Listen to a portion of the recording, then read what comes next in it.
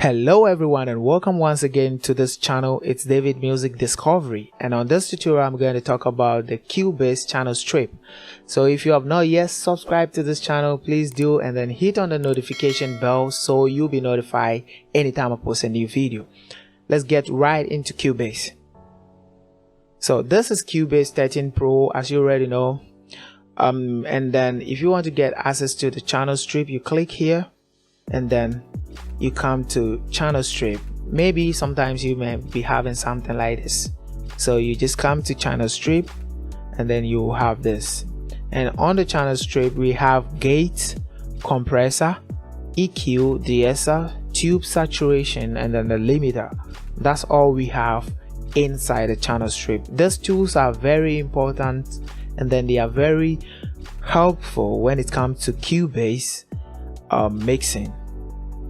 Okay, so this is the gate, and you can put the gate off and on by clicking here or by choosing the gate. Okay, if you don't want the effect again, you just go here and then you unload it. The same way applies to the compressor, and then when you want to work on the compressor, you come here and then you work on the compressor. After that, you close it here.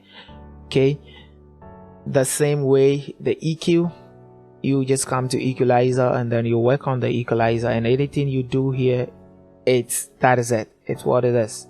Okay, it just affects it. And then you come to your de-esser. This is your reduction, your threshold, your release, your high filter, your low filter. You come to your tube saturation. Is the same way. You choose the kind of saturator you want. You can put it off this way, you can put it on back, but if you want to unload it, you just come here, then not load. Okay, and then your limiter, then you can also put your limiter on. So this is all about the channel strip. So if you have not yet subscribed to the channel, subscribe and then hit the notification bell. You'll be notified anytime I post a new video. Please like and share if you find the video very useful.